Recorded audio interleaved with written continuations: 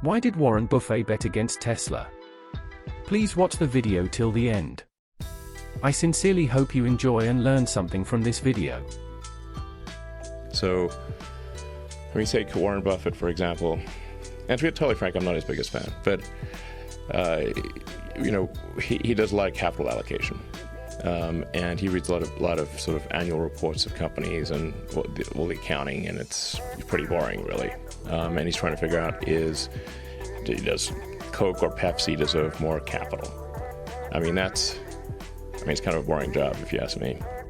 All alternatives have a future. They are the future over time, but you can't change the world, the base of the world. You've got 260 million vehicles on the road, or whatever number it is in the United States, and I don't know how many around the world.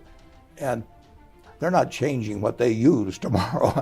And, the average age of the American vehicle, the auto, I think is 11 to 12 years, something like that. And so the world can't change dramatically. And anybody thinks you can change energy sources 10% in a year, it just doesn't work that way. But the world is going in the right direction in terms of working toward minimization of carbon. Speaking of those cars, look at Tesla and what Elon Musk is doing. That kind of is a revolution, right?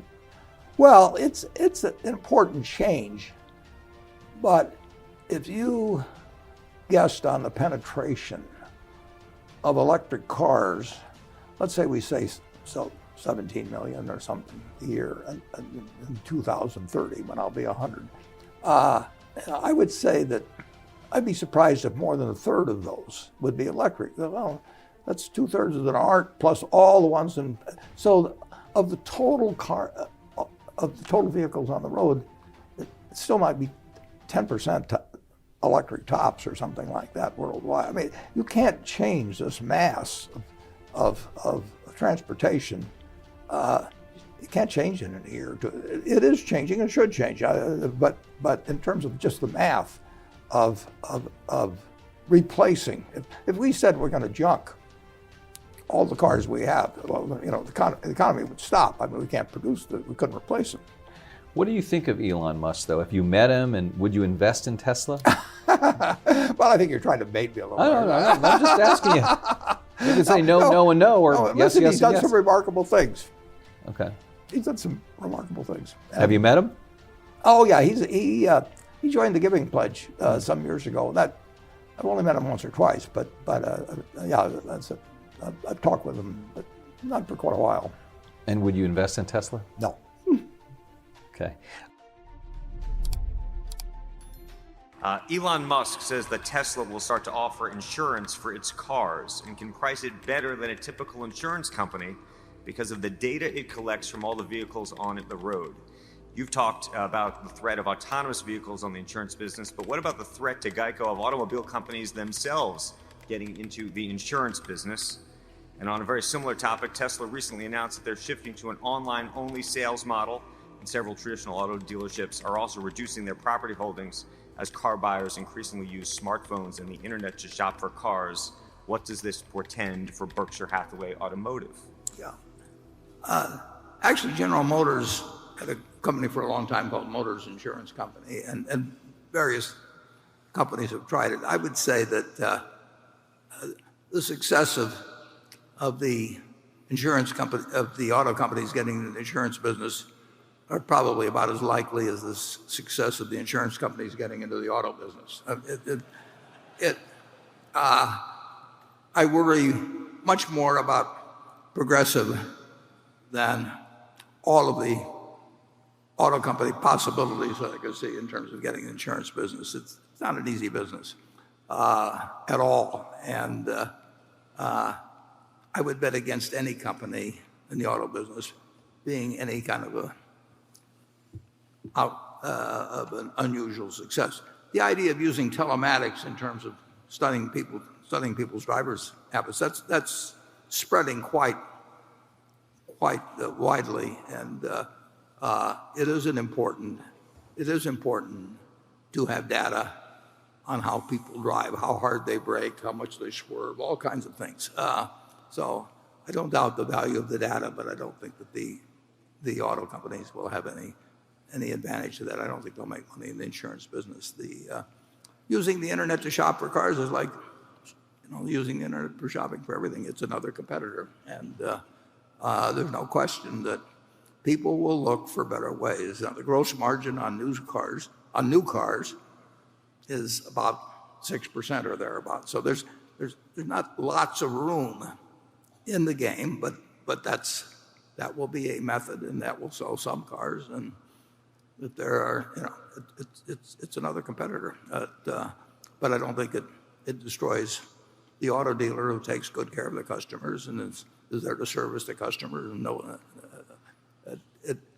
it's not an overwhelming threat, but it's obviously something that's going to be around and will sell some cars. If you look at the leading candy bars, for example, for the last 50 years, I think you'll find Snickers on top, and then you got M&Ms. You got two types, so they don't combine the peanuts with the other ones. But I think they're number 2 and 4, and Hershey's in there number 3 or something of the sort. Yeah, I can't take them on. I don't think Elon should take them on. They have moats. When you go into a drugstore, 7-Eleven or something, and you say, I would like a Snickers bar, and the owner says, oh, I've got something, the Musk bar at 10 cents off the Snickers bar. You say, give me the Snickers. And if he doesn't give you the Snickers, you go across the street and buy the Snickers. The brands are moats. I mean, obviously, and if you try to, this product is selling, to hundreds of millions of people who want Coca-Cola. If you say, I'll sell you something for 2 cents less, or I've got some celebrity's name on it. They actually, Richard Branson tried Virgin Cola in the United States about 15 or 20 years ago.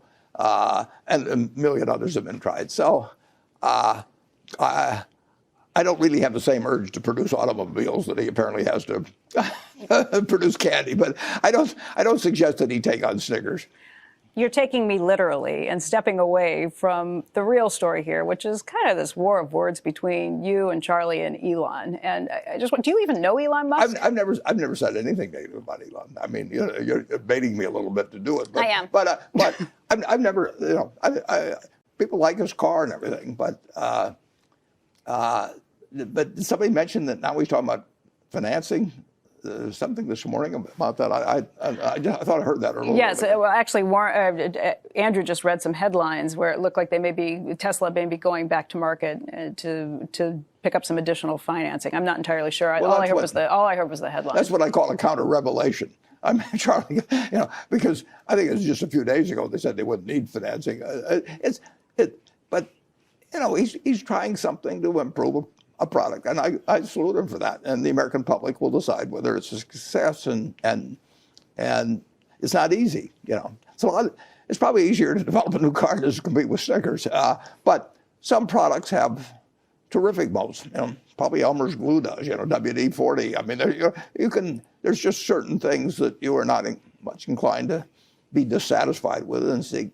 And I would say that, incidentally, that the iPhone has a terrific moat. I mean, people that have an iPhone, or maybe have some other phone, but they want to continue with the product that they've got. They want the new version. It's just easier for them. They learn how to do everything, and their life's built around it and all of that. And moats are very useful. Costco has a moat in people's mind. I mean, Amazon can raise the price of Prime, 20%, and you can't do that unless you've built something within that image of the Amazon Prime that's based on reality, that you're going to get a lot for your money and you're going to want to use it. And then you can raise prices $20. But if you're selling, some commodity product, you can't do that. You need a moat. Elon Musk this week on his Tesla earnings call said the following, quote, I think moats are lame. They are like nice in a sort of quaint vestigial way. And if your only defense against invading armies is a moat, you will not last long. What matters is the pace of innovation. That is the fundamental determinant of competitiveness, unquote. So Warren, it seems the world has changed. Business is getting more competitive, pace of innovation, technology is impacting everything. Is Elon right? Well, Warren. Elon says a conventional moat is quaint, and that's true of a puddle of water. And he says that the best moat would be to have a big competitive position, and that is also right. You know, it's ridiculous.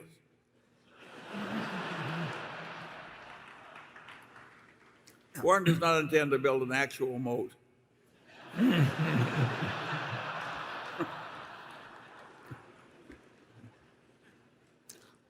Even though they're quaint. Yeah.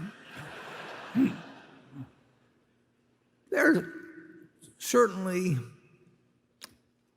a great number of businesses. This has always been true, but it does seem like it. The pace has accelerated and so on in recent years. There's been more moats that have become susceptible to invasion than seemed to be the case earlier. But there's always been the attempt to do it. And here and there are probably places where the moat is as strong as ever. But certainly you can certainly should be working at improving your own moat and defending your own moat all the time. And Elon may turn things upside down in some areas. I don't think he'd want to take us on in candy, but and we've got some other businesses that wouldn't be so easy. You can look at something like Granimals out there in the other room, and it won't be technology that takes away the business and Granimals. It may be something else that catches the young kid's fantasy or something, but there are some pretty good moats around. Being the low-cost producer, for example, is a terribly important moat. And something like Geico, technology has really not brought down the cost that much, and that I think our position as there are a couple of companies that have costs as low as ours, but among big companies, we are a low-cost producer, and that is not bad when you're selling an essential item. Okay, Greg. Apple has been suggested by some analysts who are pretty smart that they should get into the electric vehicle business and maybe do so by buying Tesla. You and Charlie Munger, your vice chair, did this years ago with BYD, buying electric vehicle and electric battery company. Would you suggest that Apple get into, or would you support it if they bought Tesla? Well, I would support what Tim Cook does, but I think it would be a very poor idea to get into the auto business. It's not an easy business. And incidentally, the auto business is different than some. If you're a premier with Google on search, or you're a premier, with movies on Netflix, whatever it be, there's a huge first mover and size and network effect and all that working for you. You can win in autos one year and you lose the next. I mean, you've got a dozen big companies out there with resources. They're going to keep coming. They copy what you do. People move from one year to another. You don't worry about the fact that your whole life is on the iPhone, as opposed to, you don't want your whole life to be in one car or something. It does not give you a permanent advantage. The always colorful Elon Musk, the CEO, got into a little trouble recently. If one of your CEOs did an Elon Musk type of tweet, I'm going private. Of course, they wouldn't go private, but they revealed something they shouldn't have. How would you have handled that? Well, I think what you do, if you misspeak, and I can do it with you or somebody. I mean, if you misspeak, you correct it immediately. And if you've got a stock that's trading like crazy, you come on 3 minutes later and don't say I misspoke when I said lending secured. I meant to say I really think I can get funding. I mean, or something of the sort. Bitcoin. You and Charlie have told Fox Business and made news calling it rat poison squared. Has anything changed to make you take a second look? It will come to a bad ending. Still.